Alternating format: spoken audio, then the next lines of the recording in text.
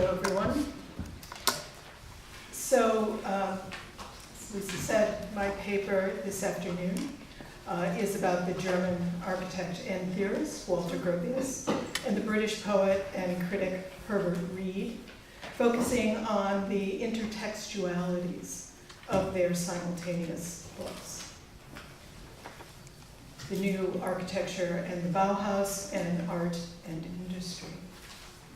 I'd like to begin, however, with what may have been the most formative thing that I think defined their friendship.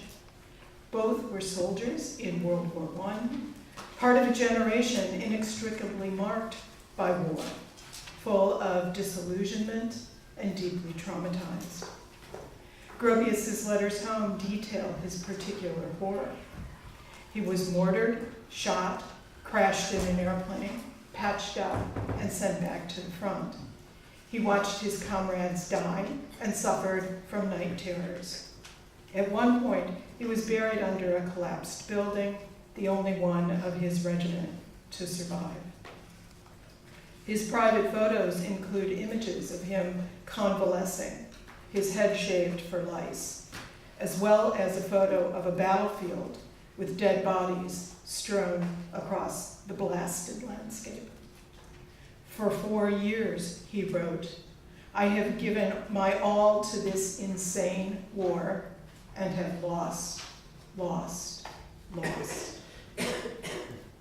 In his journal from 1918, Herbert described just such a scene of mutilated soldiers, so dismembered that they were indistinguishable from one another.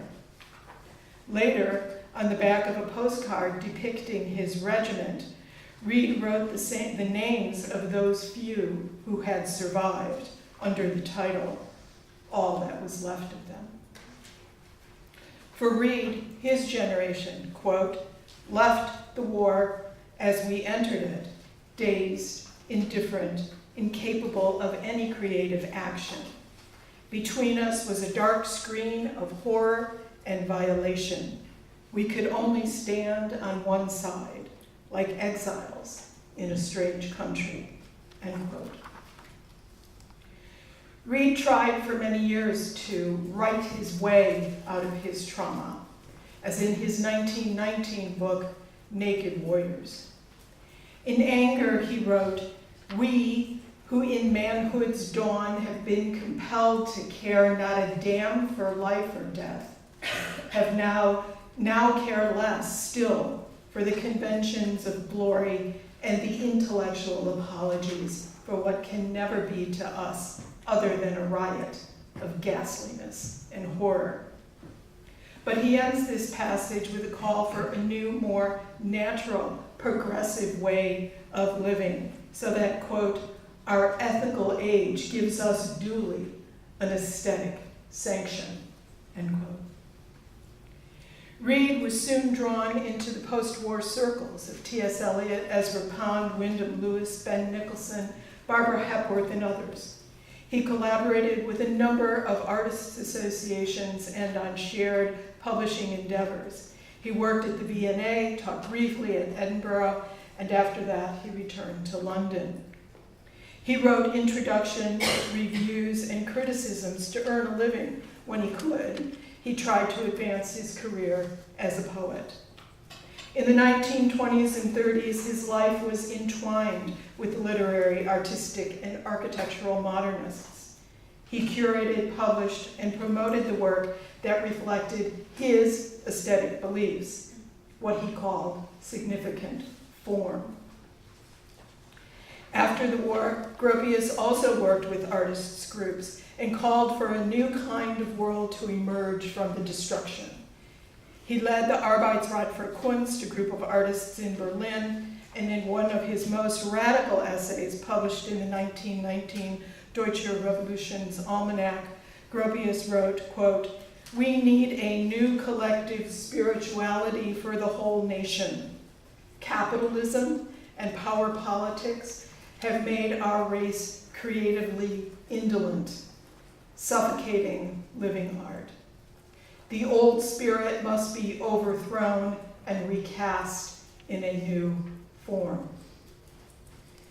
Gropius is, of course, best remembered as the director of the Bauhaus, the art school he founded in Weimar in 1919. The Bauhaus almost immediately came under attack from Weimar conservatives, and in 1925 reopened in Dessau in buildings designed by Gropius and outfitted by the Bauhaus workshops. In 1928, after a decade of opposition from nationalist racist groups, Gropius resigned and returned to private practice. Closed in Dessau in 1932 by the Nazis, the Bauhaus briefly reopened in an abandoned factory in Berlin until it was searched by the Gestapo in 1933. Gropius and the Bauhaus experienced the effects of a politically forced itinerancy. In England in 1933, Moholy-Nagy suggested to a group of architects that they hold an exhibition of Gropius's work. Gropius immediately wrote and sent some sample materials from Berlin, and after much subsequent correspondence with Morton Shand and Maxwell Fry, the exhibition opened in London in May 1934. Gropius gave a lecture to an audience that included RIBA members, the public, and architects from the Modern Architecture Research Group. Shand worked on the translation as well as the content of the lecture and told Gropius that he should present himself as, quote, a pure German national, end quote. And this was in contrast to Erich Mendelsohn, who, Shand believed, as a Jew, was denationalized, end quote. The exhibition traveled throughout England, and Gropius presented his speech on his theories of art and design to excited overflow crowds of students, teachers, and architects. He returned to Berlin having been feted like a superstar. This was in stark contrast to his situation in Germany. When he reopened his practice in 1928, Gropius designed automobiles, housing, furniture, and exhibitions. Yet it was growing increasingly difficult for Gropius to find work after the Nazis came to power. Official artist groups had grown even more censorial and authoritative. And in 1934, Gropius confronted the president of the Reich Council for Art. "How do you think," Gropius wrote, "a German like myself must feel? Is it now really true that this strong new architectural movement of German origin shall be lost for Germany? You demand the German man," he wrote. "I feel very German, and who can make himself a judge over what is German and what is not?" Gropius had already decided he would try to look for work in England, and that summer, Jack Pritchard invited Gropius to collaborate with him. RIBA made him an honorary member, and he entered into a partnership with Maxwell Fry, in part to satisfy British immigration authorities. In October, Gropius and his wife Isa left for a conference in Rome, after which they exchanged their return tickets to Berlin for one-way passages to England. They moved into Lawn Road Flats in Hampstead, a housing project designed by Wells Coates and developed by Pritchard. Intended to cater to the unencumbered cosmopolitan man and woman on the move, this community ironically became a haven for many artists then in exile from Nazi Germany. Lawn Road Flats was also part of the larger avant-garde milieu in Hampstead, which included Julian Huxley, George Orwell, Nicholson, Hepworth, Moore, and Reed. Among the artist emigres living in Hampstead were John Hartfield, Piet Mondrian, Noam Galbo, Marcel Breuer, and Moholy-Nagy. The full story of Gropius's years in England are, of course, complex and captivating, but I don't have time to go into too much today. But I do think that they indicate, in some ways, the limitation of what he could and could not do. He worked with Fry on a handful of projects, architecture projects, and designed some furniture for Pritchard's firm, Isocon. But what he also did was publish articles, texts of his speeches, pamphlets, and reports. And he networked, and often in the same circles where Herbert Reed was orchestrating the schmoozing. At a party in March 1934, Gropius met the director of Faber Publishing, Richard de la Mare, who at the instigation of Reed soon after contacted Gropius, and in 1935, Faber published his first book in English, The New Architecture and the Bauhaus. Gropius was concerned with every aspect of the project, as David Brody has recently written, the layout, typeface, size, paper, and the cover jacket, designed by Mohaly Nagy. Gropius began the text by stating, quote, "A breach has been made with the past, which allows us to envision a new aspect of architecture corresponding to the technological civilization of the age we live in." According to Gropius, the new architecture is a bridge uniting opposite poles of thought, he wrote, in which the functionalism of structure is united with the humanistic and the spiritual. Alongside an illustration of the glass corner from Dessau, Gropius wrote, quote, "The new architecture creates an aesthetic that meets our material and psychological needs." Gropius concluded that the ethics of the new architecture, quote, "get at what lies at the back of all materials and every technique by giving semblance to the one with the intelligent aid of the other." There were extensive reviews in literary journals and in the press. In December, Herbert Reed reviewed the book for the journal Scrutiny. Reed wrote that Jews' architecture made use of new technologies, but stressed that it was more than functional. For Reed, Gropius's architecture was a formal art of spatial harmony.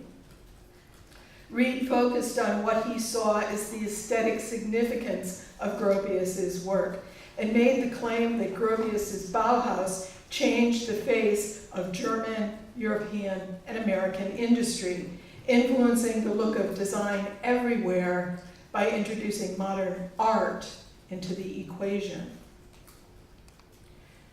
In his review, Reed also cited his own book, published earlier in 1934, Art and Industry, where he tackled the role of aesthetics in the dialogue between the functional and the spiritual. For Reed, the practical object, whether handmade or mass-produced, derived from the need for humans to have useful things. The spiritual properties of art, in contrast, come from a deeper place, what Gropius would call at the back. A deeper place, an inner necessity, a need to produce feeling in the making of outward forms. There is an aesthetic union between the materiality and the intuitional for Reed, but art is a psychic and biological. Art is a psychic and biological compulsion and has aesthetic properties that functional objects simply cannot. Yet, abstract art, in its echo of machine-made forms, presented possibilities for a new contemporary expression of harmony between art and objects. Reed's book was nothing less than a tribute to the Bauhäusler. He quotes extensively from Gropius, and Mohaly supplied the illustrations. Herbert Bayer designed the layout and typography.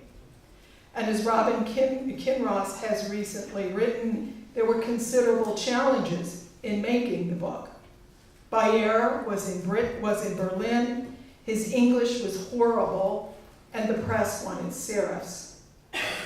At one point, the typological advisor, Stanley Morrison, referred to Bayer as a maniac, followed by yet another disturbing comment about Jews in Germany. Still, the final product was regarded as a huge success because the design of the book matched its contents. Comparison of the two jacket covers with their explorations of solid and void, transparency and shadow, of abstract forms that look like tools and tools that look like abstractions, brilliantly demonstrates the shared aesthetic theories elaborated in the texts. In his review in Scrutiny, Reed wrote of the spatial harmony in the new architecture, a potentially non-translatable aesthetic negation. Yet, it was not, Gropius's architecture was not the modishness of the French, according to Reed, as in the passing appreciation of a woman's dress, or the reactionary architecture of the Russians who, quote, whose aesthetically starved people babble in the dead language of bourgeois styles, end quote. Reed wrote of architecture then in terms of ethnicities and national languages, of particular forms emerging out of a particular context, and the challenges of translating the new architecture during the political turmoil of the 1930s. In Germany, he writes, there is a reactionary fascism, and it has fully triumphed. The Bauhaus and all that it stood for was immediately abolished, he wrote. Or perhaps not abolished, he said, but scattered. Its headquarters was now international, Reed said, and, quote, only a new dark age could suppress a force so firmly based in social and aesthetic values, end quote. These are exactly the kinds of comments that Gropius feared. In 1935, he had to write to the German authorities to quell rumors that he had permanently left Germany, his official permission to stay in England, and the maintenance, of course, of his Berlin bank account was contingent on his representing German art abroad. Frank Pick, who was asked by Herbert Reed to write the introduction to the new architecture in the Bauhaus, similarly caused problems. After seeing a draft, Gropius wrote, quote, the conditions in Germany are very strained and complicated, end quote. And any reference to him remaining in England, quote, might entail some unpleasant difficulties with German authorities.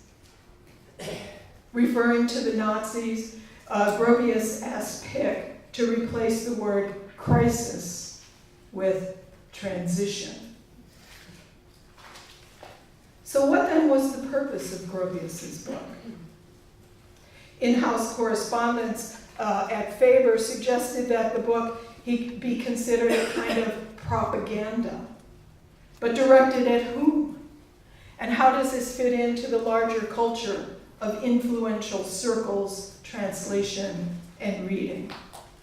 Can we think of language, written, spoken, and visual, as form in migration, and underscore the particular challenges of being itinerant, of being unhomed?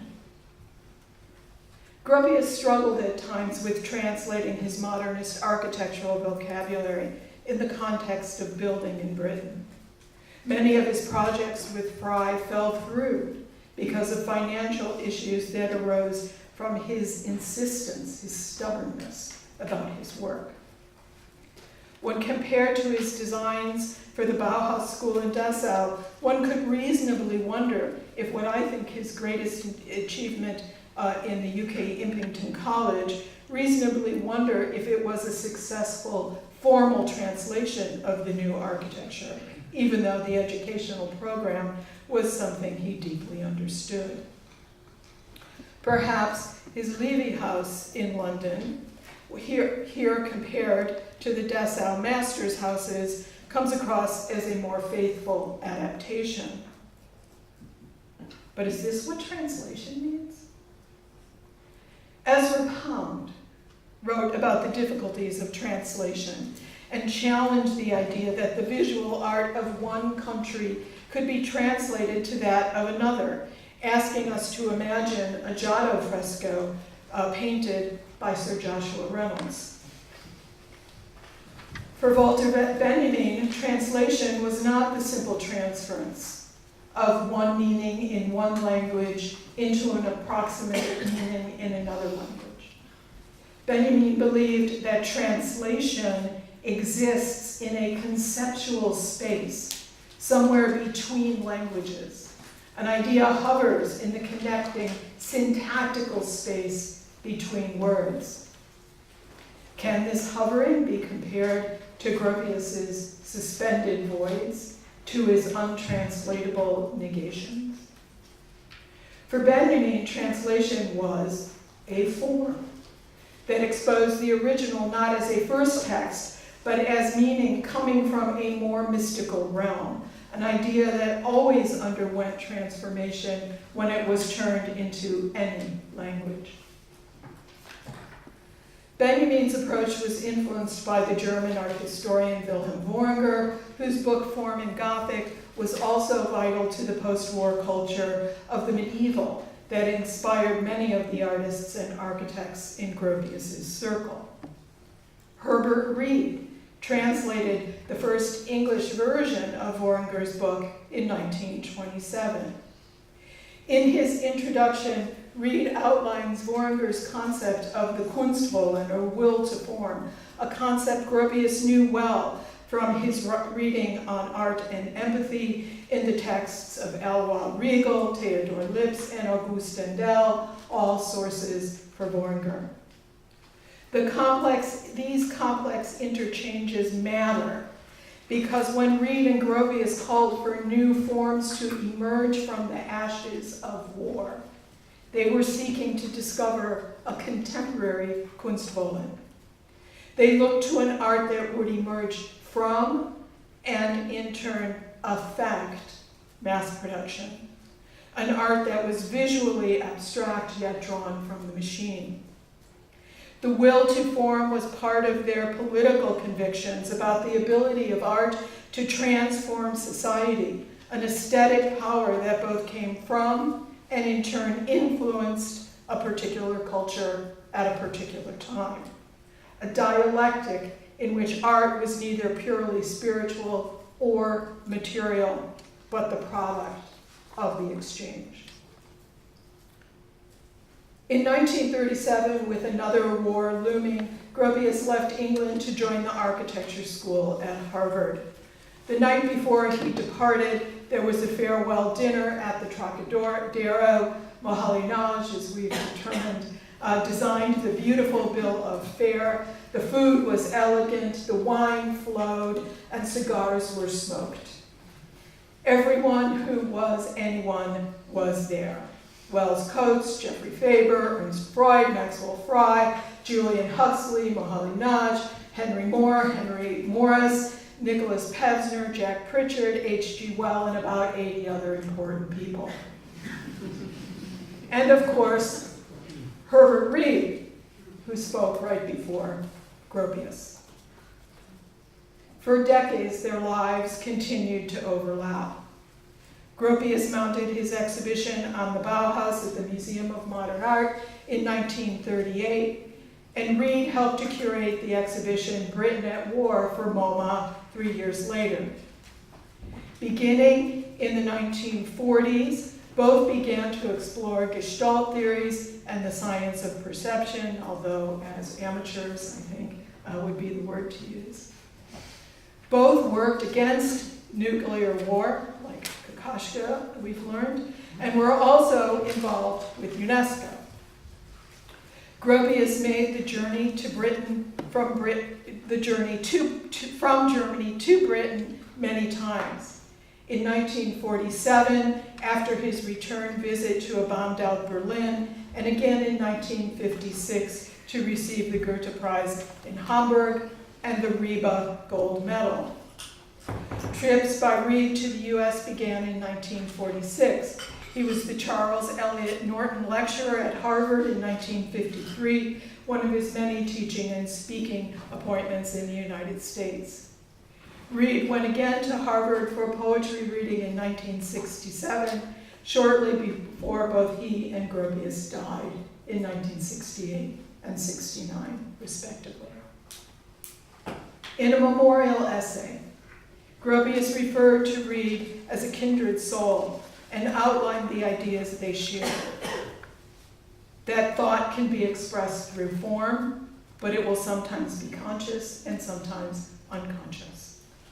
That we have to fight against a civilization filled with hideous objects, sick minds, and divided societies, and reject a world seized with destructive madness.